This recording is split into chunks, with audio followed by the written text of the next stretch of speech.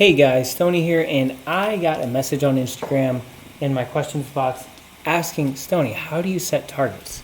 And just so you guys know, this is my perspective. I cannot speak for every trader out there, and I cannot speak for my mentors. I built my system based on my trading experiences and what works for me. So I implore you not to copy anything completely, but to rather adapt it and maybe add it to your trading plan. So before I do anything in terms of showing targets, I'm just going to mark my chart up, and I already have it marked up just like this. So let me zoom out. Okay, so when I mark up my structure, I just use swing levels. So what I have marked here is the daily level, the 4-hour level, the 1-hour level, and the 15-minute level. So let me just go to the 4-hour, and it's going to give you guys a better visual of how that looks. So let me go a little bit forward, get all these levels marked out, and cover that break, and we can talk about that. So we have our daily, our 4-hour, our hour, and our 15. So our 4 ranges are here. And as you can see, price likes to work inside of itself because it's fractal. So our daily range encapsulates everything. Our 4-hour range encapsulates the 1 and the 15. Our 1-hour range and our 15-minute range are kind of in the same boat. You can use whatever time frames work for you. I use these time frames because they're macro. They're definitely good time frames to run off of because they are widely used, and widely used ideas in trading are always good because it matches the market participants. So our daily range to our daily bottom. Now when I mark out my charts, I have these dotted lines. All these dotted lines are marking breakpoints, or where the highs and lows are, but not the leading high or low. So I'm going to put 15-minute higher high here. So the reason for this line is the 15-minute trend is from here to here. That's a higher high, that's a lower high. Daily, same thing, higher low, or lower high, and then lower low. So the dotted lines, don't pay attention to them as much. All they are is the bottoms, and we'll explain that in a second. And when I mark out my targets, I do one of two things. So the first one that I might possibly do is going to be, let me put this in an anchored text box. This is going to be a little bit easier to work with. So there's two ways. So when I do my targets, I do them in two different ways. I do average R, and I usually run a 3R, 5R, 7R split. Now remember, these average R's should be based on your trading plan results. So based on plan reach. I call reach the extent that your trade usually travels to on a average basis. So if you take all your trades out, you get rid of the super high ones and the super lows ones and get a good average, you might find that your average is like a 4. Then you know that realistically you can hit at least 3R on most trades if you're following your trade plan. So, but we're not really going to go over average RR, we're going to go over the second way, which is liquidity. Liquidity is a little bit harder to read. The average R is a little bit easier. So if you're a new trader and you don't want to dig too much in liquidity, I do recommend that you use the average R method, but I'm going to dig into how I read liquidity on my structure and how I trade it. So I did mention inside my story on Instagram that I use fibs. I do not use fibs so much for entries. I use it to identify pullbacks and when the market's oversold or overbought, if you've heard about divergence and things like that, because we use price action for that. So for me, I'll take my fib scale and I'll stretch it from my daily high to my daily low. When you have a scale like this, now these levels I can highlight for you in a second. They're not important. 5, 6, 2, 7, 9. Average fib levels that you'll see, golden ratios, whatever you might use normally. The levels you trust are fine. Really, the only level you're going to need is this 50% line. I'm going to get rid of all these lines to keep us motivated. And as you can see, the 50% line is generally the first place you're going to find retracements in a trading market. So that is generally something that I will use for targets. So I will mark out my daily trend, and I'll mark out my daily equilibrium, or 50%. Equilibrium is a term coined by ICT, but you can call it whatever you want. The 50% mark, premium discount split, 50% or 5.0 is what me and my students call it. So we have our 5.0 locked in for the daily, and the reason for this is if we were taking any longs inside this structure, it's likely going to revisit here before big sellers come in. So I'll take my text box usually if I'm zoomed in on my chart and I don't want to miss it, and I'll put sells, or daily sells above here. You can also just add that into your line. Let me show you that. I like Texas, so I can drag them around and move them around, but you can also just double click on your line and you can add your text in there, and you can just leave it on there because it will lock it over here. Daily sells above here. So with that, you can probably guess what I'm going to do next. I'm going to pull this back just a little bit because we have our 4-hour trend above me. 4-hour trend, we're going to do the same thing. So top to bottom, we're going to drag a fib down to the base. Now this is going to give me the daily trend that's happening and the daily retracement level, okay? So we take this and the same thing. I'm going to mark out my equilibrium, or my 5-0. Over here, I'm going to put daily, I was saying daily, 4 hours. So 4 hour sells above. It's important to note that these trends are bearish. That's why I'm saying sells above.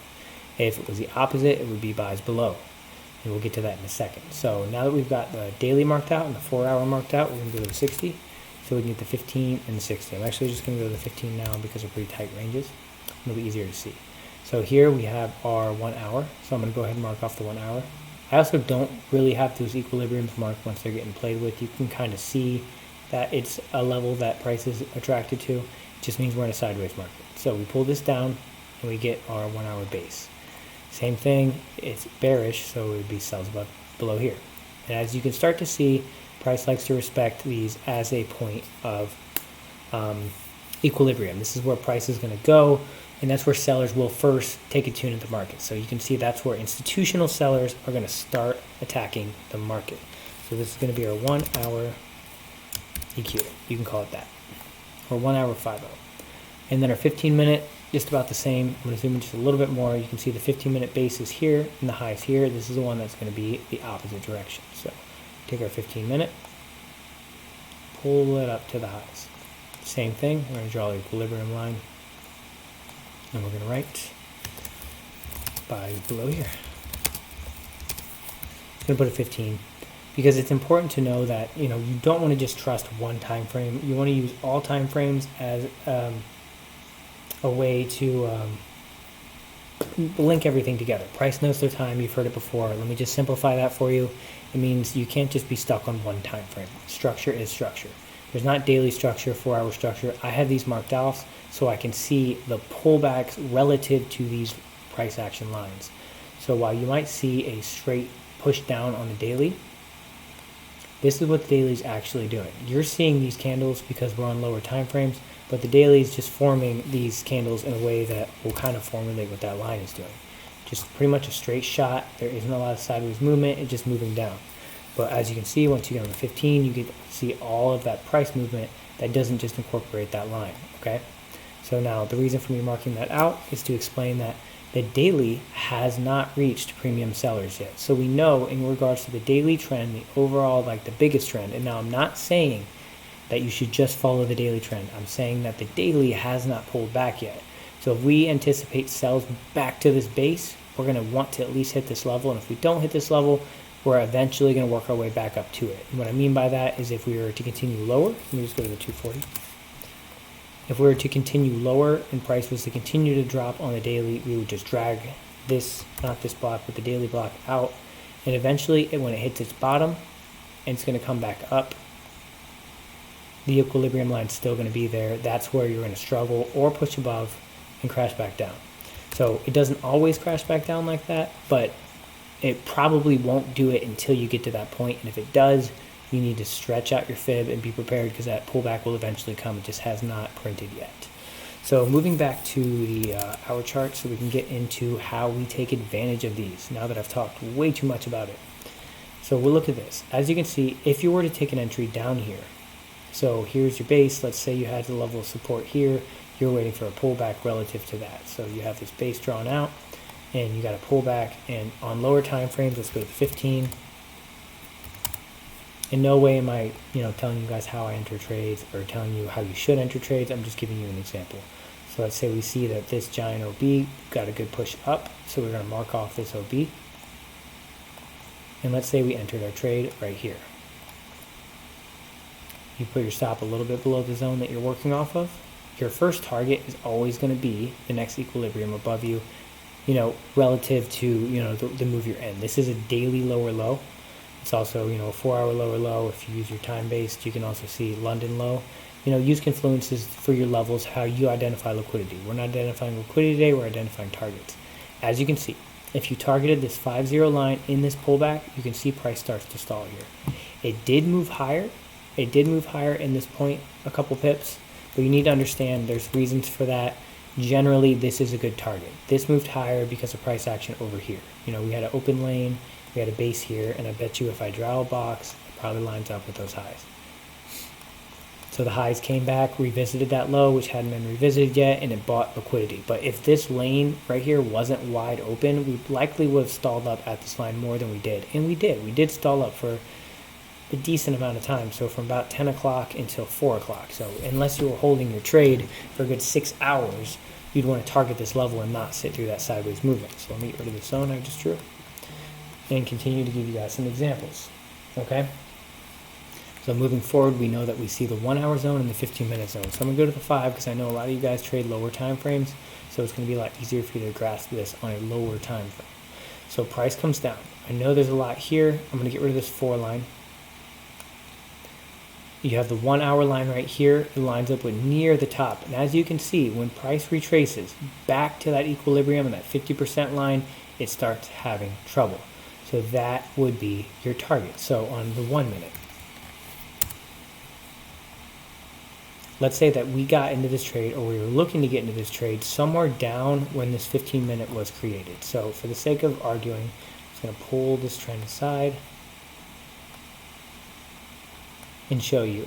If we were looking to get an entry, we saw this double bottom form after we came down and we tested a level, which is probably somewhere in the past. But let's say we see the double bottom form and we buy when price breaks out of that high. Let's say we set our stop below the lows. Where do we target? We're going to target the 50% line of that current trend, okay? And as you can see, this trend would have already been in place when price made this first initial tap, okay? So this is not information that I'm using in hindsight. It's information that will be given to you as soon as you see your trend lines form. So it's important to note that on your 4 hour, you do want to see some type of pullback. So when you see this, and you see this first push up, already you have a basis to draw your trend because you had a big reaction from the base, and if price returns and cannot break back below, that is our lower low, and there is liquidity sitting there protecting positions. Going back to the 1 minute in our trade idea. As you can see, if you would have taken that trade and you would have targeted that mitigation line or that 50% line, you would have got a pretty clean, and this is the big important part, low drawdown trade. We don't like to sit in sideways movement. We don't like to sit in sideways market. It makes trading a lot more difficult, and it's hard for you to sit in these trades, especially if you're a new trader and maybe you're a little bit more emotional. And besides all that, do you really want to sit in a drawdown trade? See, as you can see, the pips given up on here are next to nothing. Let me get a measuring tool out. 2.2 pips away from the highs. Now, did we eventually break that highs? Possibly, but look, you're 2.2 pips away from the highs. You would have just captured every last pip in this range, and you would be safe to move on to your next trade. Cool? All right, I'm going to go to the 15-minute, and we're going to go over the last part of this. So we have our 15-minute trend, okay? So I'm going to pull it back out of here. We're going to get rid of this trade idea. We have our 15-minute trend from here to here. Again, so let's say we're looking for sells. I'm going to do my replay because it's going to be a little bit easier. And as you can see, you know exactly what's going to happen. So I'm going to go to my replay. It's going to make it a little bit easier. I'm going to go to the 1 minute. So if we zoom out and we get back into our possible entry time frame, we see a high get created, price pushed back. And I'm not going to go into any ideas. You know, we know that we're going to have drawn a zone possibly up here. And let's say you took your trade from here. So you took your double top here, and let's say you got a way down here on the way down.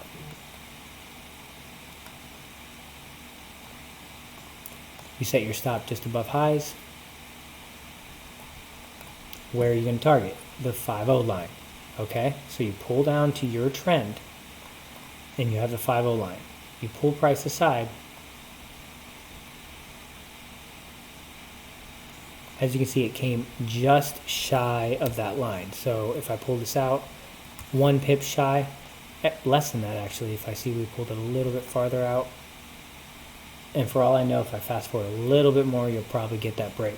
It's important to note also when you have your 5-0 line, and as you can see back when we were on the 15-minute chart, and we saw how price was respecting this line so adamantly, usually because of that, respect of that line, you're going to have some type of price action over here that's going to give you an idea of what's happening. So if there's a level over here that looks like it might be difficult to break 2 or 3 pips above that line, that's probably liquidity, whether that be, this is an order block right here, so if I box this whole order block out, now am I saying you should close as soon as it hits like that order block? If you'd like. If you'd like, you can. If you're the type of trader who doesn't want to sit through any drawdown, you can do that. It's literally 3 pips. So for you, it's 1R, you might sacrifice, so you might be 2.7 instead of 3, or you can just hold blank to target, because I'm pretty sure it probably will slap your target eventually. So I'm going to let it play out. And you'll see when it returns to these mitigation lines, or these 50% lines, it usually is going to have trouble. And the reason for that is because that's the first level of institutional sell pressure, or institutional buy pressure, okay? So letting this play out, if you were to, again, have a zone marked out at this high, you would have taken this trade as well. And where does it go? Okay, so while you're in this range, this sideways 15-minute range, buy low, sell high. Until these ranges broken, you can just operate in this 15-minute range. Once you break below that, there's your target. Mind you, if you had this trade originally held, you would have hit that target eventually. You could have taken another trade up here. You could have taken another trade right here as it was ranging in a market that was retracing. So now we know that this is a bullish trend, so I know you probably wouldn't have taken this trade, but guess what? You ready for it? Okay, you ready? Even if you didn't take the sell and you took the long, same thing. Triple bottom here, let's say you got late to the party, you entered way the fuck up here. Apologize my language. Pull your stop below the zone, where should you target? 5-0. Liquidity at 5-0 is fine. You have this long wick, maybe you don't want to take that wick, you just want a little bit lower, though you were half a pip, a quarter pip off a target. So you literally could have sold at this 5-0. Maybe I drew it wrong, I don't know. But you definitely could have sold there for this 2R. And I know what you're saying, hey, I'm looking for those 11 and 12 Rs that you hit. Stop focusing so much on the Rs, guys. The reason I hit 11 or 12 Rs on my trade is because my stop isn't 33 pips, my stop is 2 pips, and I'm aiming for the same targets. So if I'm entering maybe somewhere down here, but I'm targeting the exact same levels, that 5-0 line. So then that starts to point the higher number. Now you notice when I changed that R, I did not move that stop loss. I moved my entry. As long as you're getting 2R on these entries, that is all you need. And if you say, well, it broke through there and it went to the highs, it went up here, what if I wanted to target higher? There's always another move, okay? You don't have to catch all of your pips in one lane of price. You can catch all of your pips in a couple lanes of price. So I'm going to go to the hour and just let this play out, and I'm going to give you guys hopefully one more example if we can get something that sets up. Perfect. Okay, so price comes down all the way to this low. We wouldn't take this trade simply because price is rejecting. So we know this daily trend hasn't been met, but this 4-hour has been met. So if you want to erase it, that's fine. Just know you have retraced. Institutional buys can and could be inside price already. That just lowers your probability to win a long trade. So any deduction in probability, you should probably just not take it. You should wait for those high probability setups, okay?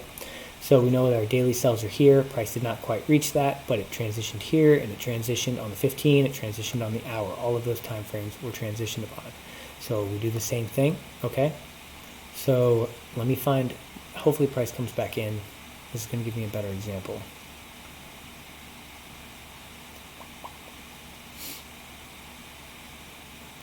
Or we'll go to the 4-hour. Okay, so price pushes back in.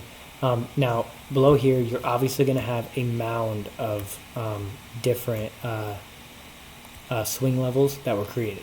Because once price moved on out of that base, it obviously changed all your 1 hour, it changed your 4-hour once it broke that low, it changed your daily once it broke that low. So none of those levels matter. But what I was trying to see is if daily came all the way down. Now this doesn't matter because price hadn't yet created a low, so it hadn't yet retested that 5-0, but you can see how it kind of confluences a little bit with these lows, with this high, all that stuff. So if this is intended to be the high, we're going to play it out. And let me draw that mitigation line.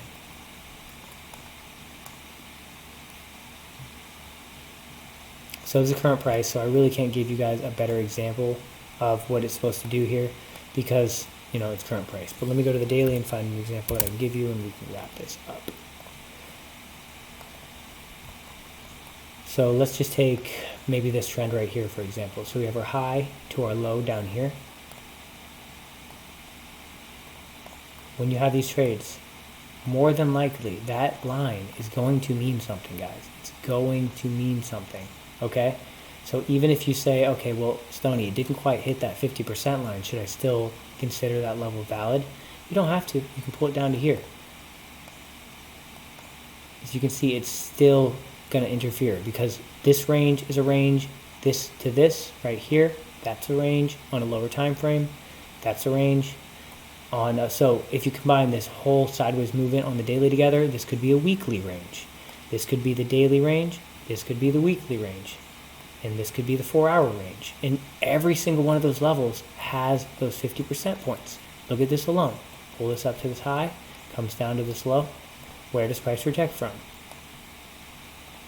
Institutional sells. That's the first time those sellers are going to come to the market. Now, it could blow right through that, guys, but stop relying on outliers for your trades. Rely on consistency and high probability setups. So I'm glad you guys could sit with me. Thank you. I appreciate it.